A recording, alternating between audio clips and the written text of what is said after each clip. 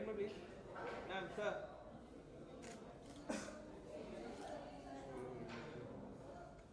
Sir ये दोनों ले हुआ सोलो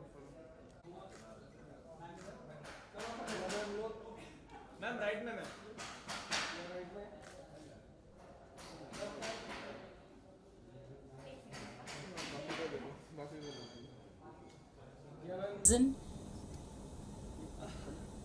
नहीं मैंने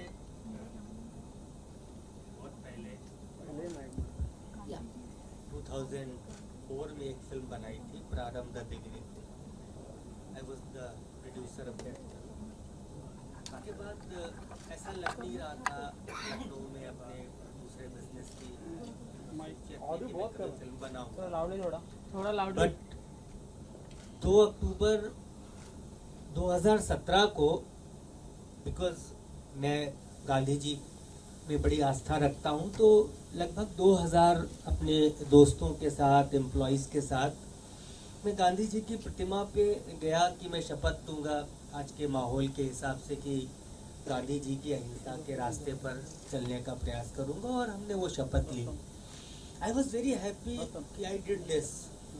रात को घर आया तो टेलीविज़न मैंने देखा, तो टेलीविज़न पे न्यूज़ में United nation organisation UNO 2 October को नॉन वायलेंस डे सेलिब्रेट कर रहा था।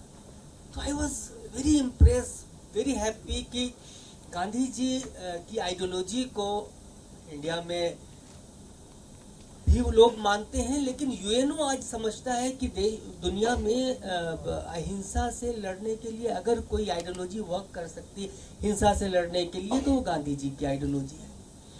तो हमने इस फिल्म को प्लान किया 2 अक्टूबर को, and we start the shooting. यहाँ तक पहुँच गई है ये फिल्म। इस फिल्म में हमने गांधी जी की आइडियोलॉजी को, उनकी विचारधारा को, और फिल्म में गांधी जी नहीं है, फिल्म में गोडसे भी नहीं है। मैं स्वयं ये कह रहा हूँ 1948 के बैकड्रॉप में कि हमने गांधी जी को मार दिया।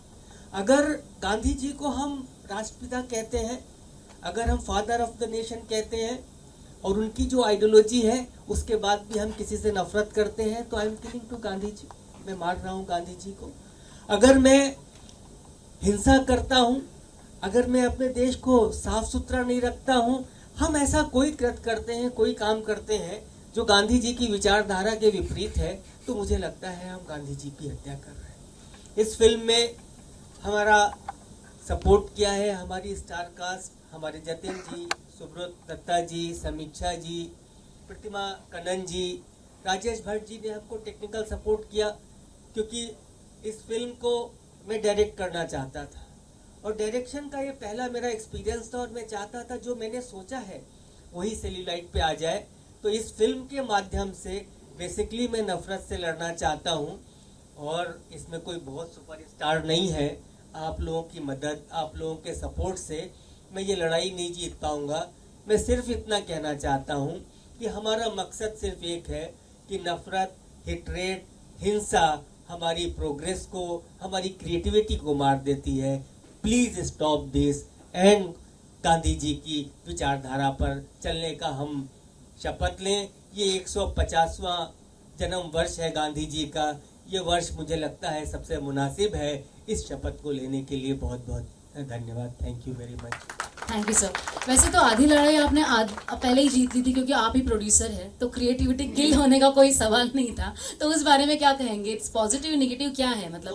I am very impress. मैंने जिस तरह से फिल्म को सोचा था उस तरह से ये फिल्म बनी है, एंड मैं बहुत खुश हूँ, और मुझे विश्वास है कि मेरी इस कोशिश को सराहना मिलेगी। लेकिन नो डाउट मीडिया की मदद के बिना जो लोग यहाँ बैठे हैं यही हमारी बात को आगे पहुँचाएंगे, तो ही हमें मकसद में कामयाबी मिलेगी। जी, अभी स्टार कास्ट अपनी बात आगे पहुंचाए, क्योंकि 1948 तो फिर क्या एक्सपीरियंस था, क्योंकि आज हम लोग इस एरा में हैं, और ऑफ कोर्स मतलब उस एरा में जाने के बाद क्या क्या डिफिकल्टीज का सामना करना पड़ा, और क्या क्या चीजें हो जाती थी कि आज का एरा, सोशल मीडिया का एरा, जहाँ पर एक चीज आज हमने अप कर दी तो सारी दुनिया को पता चल जाती है, तब नहीं था।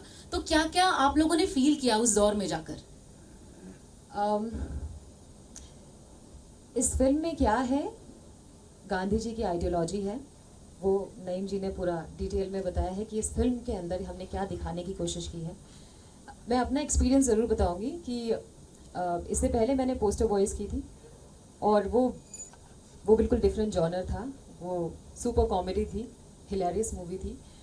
जब मुझे इस कॉन्सेप्ट के बारे में पता चला, मुझे बताया गया कि समीक्षा, ये फिल्म एक 1948 की कहानी है और उसमें हम गांधी जी इस फिल्म में नहीं हैं, लेकिन उनकी विचार के बारे में हम बता रहे हैं, पूरी फिल्म उसके ऊपर है। तो मुझे लगा कि पता नहीं कैसे करना पड़ेगा या किस तरह से करूँगी, एक पुराने ज़माने को उस वक्त कैसे किस तरह से बोला जाता था। तो मैंने उस कैरेक्टर के ऊपर काम करने की बहुत कोशिश की, बहुत स्मूथली, बहुत प्यार से, किस तरह से आप अपनी बात को सामने रखते हैं और अहिंसा नहीं होनी चाहिए और बोलते हुए आपको किस तरीके से आप लोगों को अट्रैक्ट करें कि आपकी बात को सुना जाए, that is very important.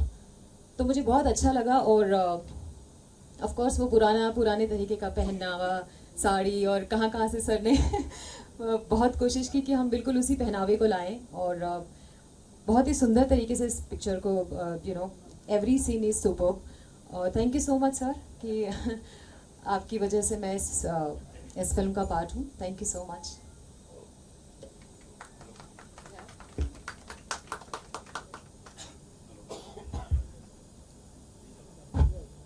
Hello.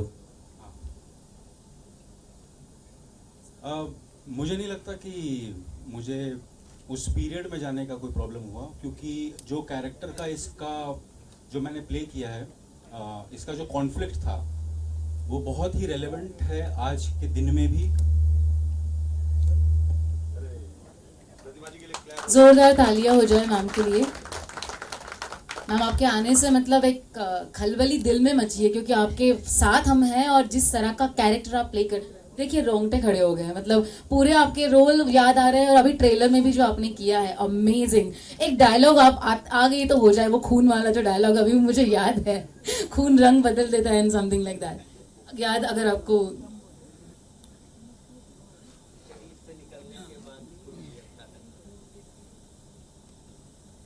Vimla भाभी, यही तो नियति है, शरीर से निकलने के बाद तो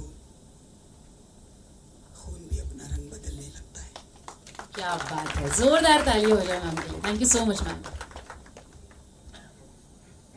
हाँ, मैं बोल रहा था कि जो कैरेक्टर का कॉन्फ्लिक्ट है और जो वो फील कर रहा है वो उस समय भी बहुत रेलेवेंट था और आज के दिन में भी है। तो मुझे वैसे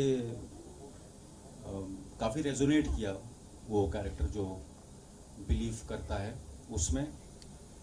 तो ऐसा कुछ प्रॉब्लम नहीं था पीरियड में प्ले करने में। और क्या पूछा? जी देखिए, ये पिक्चर का नाम ही हे राम, हमने गांधी को मार दिया। मुझे लगता है कि इस नाम में बहुत ये सबसे बड़ा यूएसपी है। और नईम जी देखिए वो काम करके दिखाया जो हम बम्बई में इतने सालों से रह रहे हैं, कोई कल आए हैं या 20 साल पहले आए हैं। एक आदमी 2 अक्टूबर को सोचता है कि मैं एक पिक्चर बनाऊंगा और आज है तारीख क्या है, 5 फेब को ट्रेलर हमारे सामने है और 23 फरवरी को सोच रहे कि पिक्चर को रिलीज करेंगे। और जब बॉम्बे में कोई भी ऑफिस अभी तक नहीं है, मुझे लगता है कि ये हमें सीखने की बात है। इसके पीछे क्या रहस्य है, क्या थ्योरी हम सीखेंगे ताकि हम बाद में भी पिक्चर बना पाए। बहरहाल तो इसलिए आपको बहुत बहुत धन्यवाद, क्योंकि हम लोग देखते हैं जैसे शशि जी बैठे हैं, कुशन सर बैठे हैं, बहुत सारे हम लोग सालों साल कोशिश करते हैं और सिर्फ प्रोड्यूसर या फिनेंस होने से पिक्चर नहीं बनती। आपको 200-300 लोगों को साथ में लेके चलना पड़ता है। तो you are a great leader, no doubt. And then the 2018 में या 1948 या 1930s में जो या 1918 में जो आंदोलन उन्होंने किया, महात्मा गांधी जी ने, ये बोलने की कोई बात नहीं, सबको पता है, बचपन से पता है। लेकिन हम न्यू जनरेशन जो है, जो आजकल सोशियो ग्लोबलाइजेशन पीरियड में जिसका उंगलियों में पूरी दुनिया है, उनके लिए हम बोलेंगे कि ये वो आदमी ने किया था, या सत्य की राह पर चलो, तो उसका कोई मायने नहीं है। जब बोलेंगे कि सत्य की राह पर नहीं चलोगे तो ये हो सकता है, हर एक आदमी का मेटामॉर्फोसिस जो होता है, जो परिवर्तन संभव है, इस आइडियोलॉजी के द्वारा ये इस पिक्चर में दिखाया गया है। तो ये कोई बोरिंग पिक्चर नहीं है, बहुत सीरियस पिक्चर नहीं, बोलते बोलते लग रहा है कि बहुत फिलोसॉफिकल थ्योरी हम लोग बोल रहे हैं। बहुत ही एंटरटेनिंग पिक्चर है और एक थ्रिलिंग एलिमेंट भी है इसमें। तो हम चाहते हैं कि जैसे छोटी सी पिक्चर में कंटेंट ही हीरो होता है, कंटेंट ही स्टार होते हैं, पिक्चर तो सर ने बना दी, तो मैं चाहूँगा कि जो लोग हैं इस पिक्चर के बारे में लोगों को बोलें।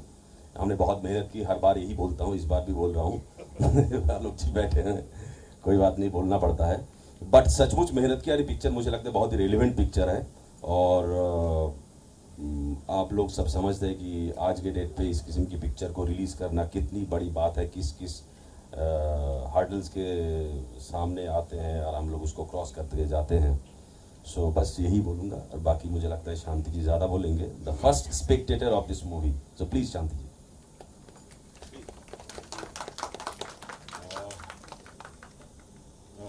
Thank you, Naeem sir, for giving the opportunity to see this film. Actually, this film came in a very quick succession that I'm supposed to read the script now and we have to go for location taking now and we have to decide everything now. So it was like, I don't work that way, I need to read the script first and stuff like that. So it was very, very quick decision on Naeem ji's part. And before that I start, I would like to invite Rishi, the sound designer on the stage, and also the Anoop for The background whole score. cast and crew up. Yeah, please. And Bablu, Ratnesh Ranjan ji, if he is around. Utpal ji is here. So, like, so everybody here, standing here, we actually work like very family and very close group who really were very, the feeling of it was very intense. The photography, I was like struggling with it, but it had to come in place. So everything came into final, it all fell in place with Naeem ji's support and support of Samiksha, Jatin, Subrat and Rajesh Gupta ji and everyone. So thank you very much, Naeem ji. I'm looking forward for more of film from your side. Yeah. मुझे लगता है कि इसके बाद Utpal sir, जिसके ऊपर जिम्मेदार है, सर कुछ बोले। जी प्रतिमा जी। देखिए, सब तो सभी लोगों ने बोल दिया है, कहने को तो कुछ रहा नहीं। बस इतना ही कहूँगी कि मोस्टली सब ने मुझे नेगेटिव रोल में ज़्यादा देखा होगा और नईम जी ने पता नहीं कैसे मेरे लिए ये सोचा कि इतना पॉजिटिव कैरेक्टर प्रतिमा जी कर सकती हैं, तो यही मेरे लिए बहुत बड़ी बात है।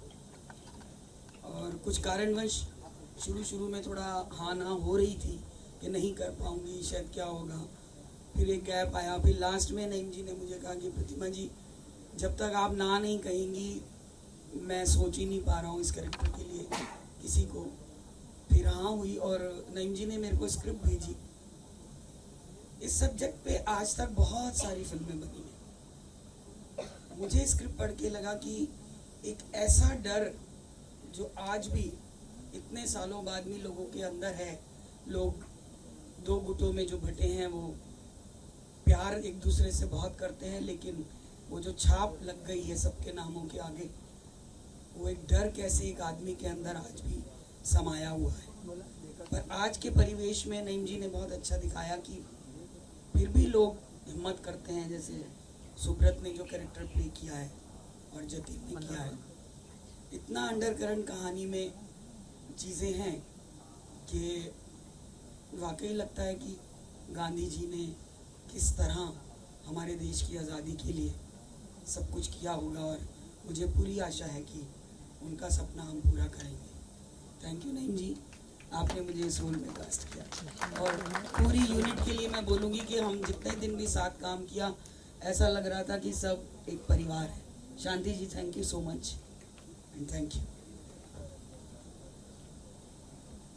हाय, गुड आफ्टरनून। हम लोग बातचीत कर रहे थे और थोड़ा सा मतलब बहुत ही ऐसे नोट पे मुझे पता नहीं बोलना चाहिए नहीं चाहिए, लेकिन तब भी बता रहा हूँ कि हम हमेशा सोचते हैं कि जिम में गांधी होना चाहिए।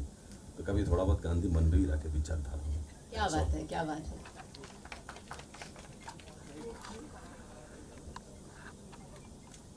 सभी तो सब लोगों ने बोल ही दिया है, तो मैं तो मीडिया को, एक तो मीडिया का सपोर्ट चाहिए और मैं पूरी टीम को अपनी तरफ से बोलना चाहूँगा, wish you all the best and we are looking for great success.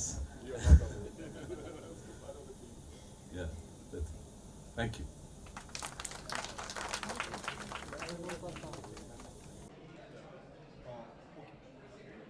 Okay sir, जैसे कि मैं ट्रेलर देखा, सर बेहद ही खूबसूरत ट्रेलर बनाया है, बहुत अच्छा कॉन्सेप्ट लिखा है, इसके बारे में कुछ बताइए। मेरे लिए आप जैसे नौजवान का ये कहना कि बहुत अच्छा ट्रेलर है, आप इम्प्रेस हुए। हमारी फिल्म मैंने अंदर भी बोला था, हिट रेट के खिलाफ है। हमने जो आज नफरत, जो घृणा, जो माहौल है, उसके खिलाफ 1948 में भी कुछ इसी तरह का माहौल था और उस माहौल के अंजाम में हमने अपने महामानव, अपने राष्ट्रपिता को खो दिया था। तो हमारी ये फिल्म नफ़रत के ख़िलाफ़ है, किसी पर्टिकुलर के नहीं है, किसी कास्ट के नहीं है, किसी कम्युनिटी के ख़िलाफ़ नहीं है।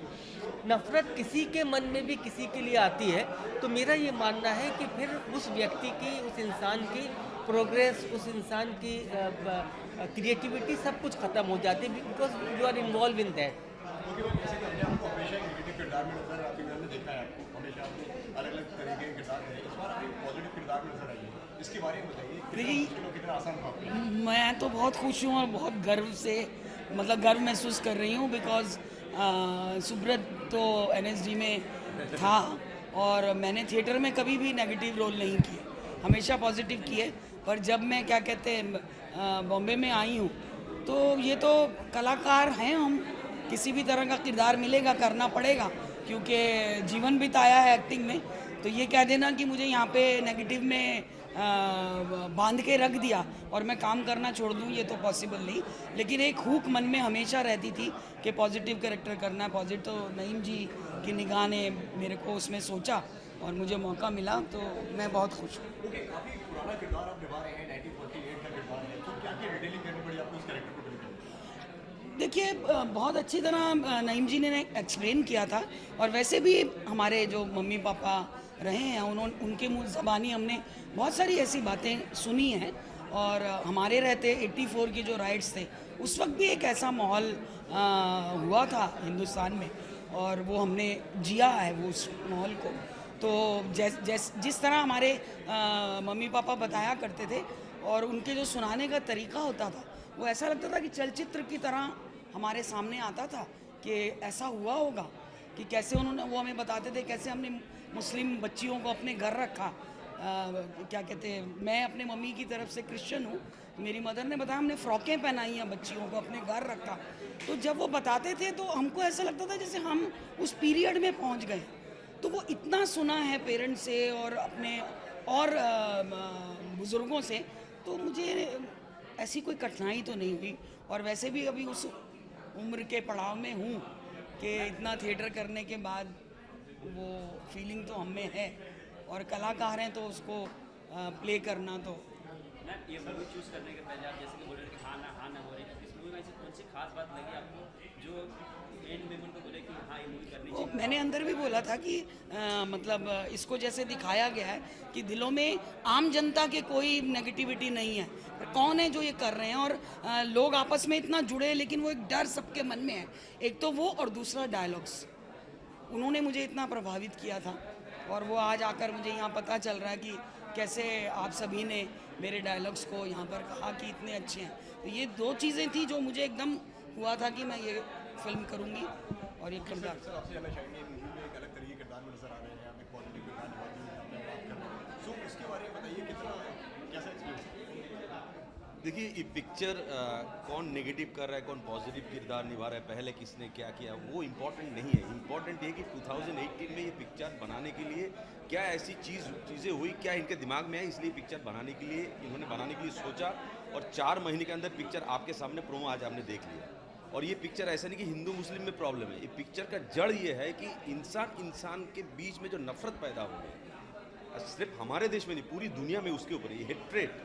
ये स्वच्छ भारत अभियान में यहाँ पर कचरा अगर फेंक रहे बाहर, जैसे सर कहते हैं, वो भी आप गांधी जी के मतलब उसके जो आइडियोलॉजी सोच लीजिए, उसके भी अगेंस्ट में काम कर रहे हैं। तो ये मैं बार बार बोलता हूँ कि जेब में गांधी नहीं, मन में भी थोड़ा सा गांधी रखो।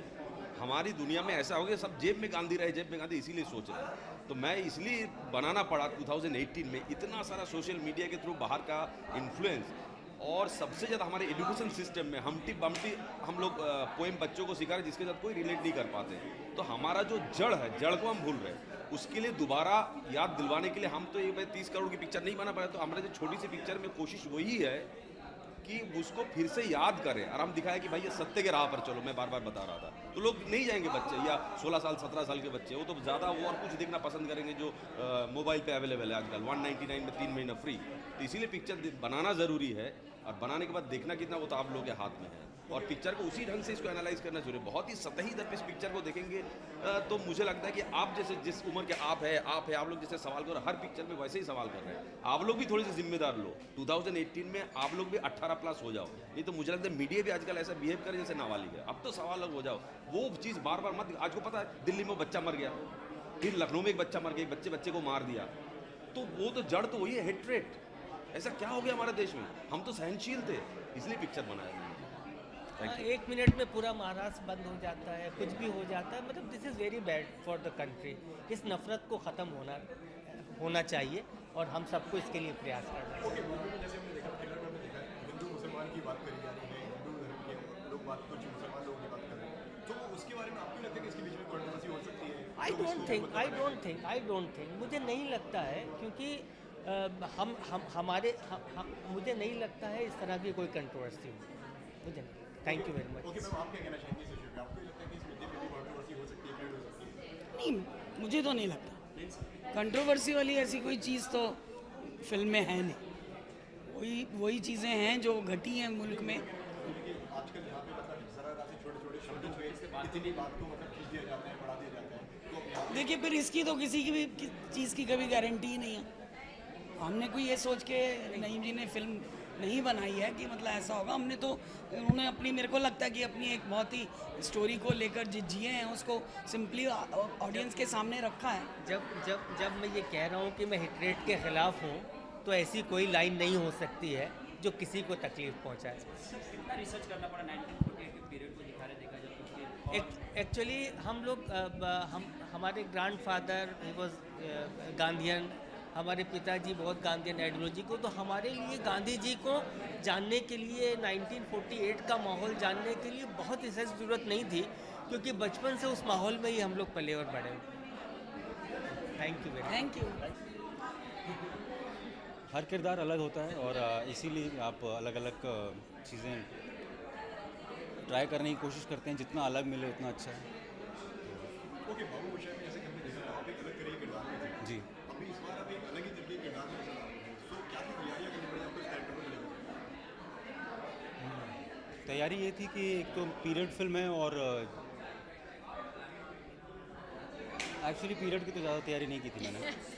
हाँ, जितना स्क्रिप्ट में कैरेक्टर के बारे में था और नईम जी ने जो मेरे को बताया था, वो बहुत ही एक तरीके से रिलेटेबल था मेरे लिए, क्योंकि सिचुएशंस ऐसी मैंने सुनी और देखी हुई हैं। पर ये कैरेक्टर जो चॉइसेस बनाता है वो शायद मैं वैसे चॉइसेस ना बनाऊं पर्सनली, तो इसलिए उस तरीके से सोचना और उस माइंडसेट में अपने आप को ढालने वाला ज़्यादा तैयारी थी, ना कि पीरियड की इतनी। ओके, आप किस तरह के किरदार में हैं, उसके बारे में अपने किरदार के बारे में? मेरे कैरेक्टर का नाम है सुधा, जो कि कैलाश की वाइफ है। एक छोटी सी फैमिली है, एवरेज क्लास लोग हैं, और जैसे आज तक हमने जो काम किया, जो आज के ज़माने में हम काम करते हैं, थोड़ा सा लाउड होते हैं, मस्ती ज़्यादा है। लेकिन इस कैरेक्टर के लिए एक्चुअली जो ज़रूरत थी वो थी एक सादगी की, जो कभी हम मीना कुमारी या मधुबाला के ज़माने में हम देखते थे। तो मैंने फिल्म को, जब मुझे नरेशन मिला था, तो मैंने उस कैरेक्टर, उस सादगी को अपनाने के लिए मैंने कुछ फिल्में देखने की कोशिश की कि एक बहुत सुंदर है, बहुत एक प्यारा सा कैरेक्टर है, इसको किस तरीके से मैं कुछ डिफरेंट प्ले कर सकती हूँ, क्योंकि as an actor I want to explore my self. So मैंने थोड़ा सा काम किया, और क्योंकि इसमें जो बात मुझे मेरे प्रोड्यूसर ने बोली, मेरे डायरेक्टर ने बोली कि आपकी जब आप बात कर रही हैं, आपकी बात इतनी कन्विंसिंग होनी चाहिए और आपको आवाज़ उठा के बात करने की ज़रूरत नहीं है। इतना कन्विंसिंग वे में आपको हर डायलॉग इतना कन्विंसिंग वे में बोलना चाहिए कि वो बात ऑडियंस तक कनेक्ट करे।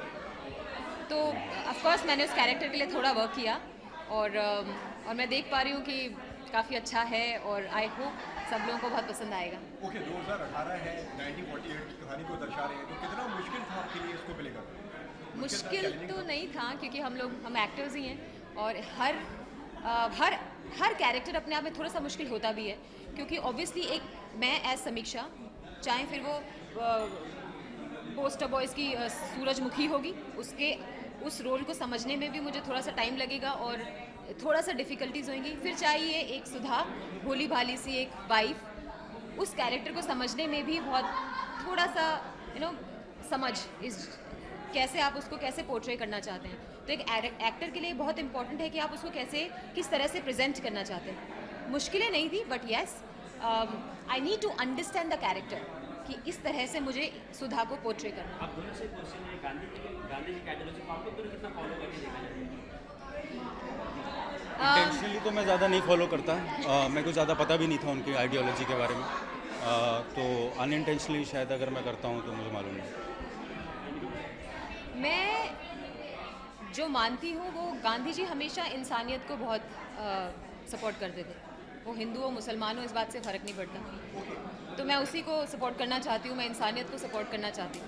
ओके, अगर देखा जाए तो आज के टाइम में लोग जो है एक्टर्स जो है वो एक ग्लैमरस रोल चुनते हैं, कुछ और अलग उनको वैसे करना रहता है। आप इस तरीके की फिल्म कर रही हैं, काफ़ी आइडियोलॉजिक फिल्म लेके आ रही हो, तो क्या क्या मतलब ऐसा ये टॉपिक चुना क्यों? क्यों लगा कि हाँ इस तरह की फिल्म करती है?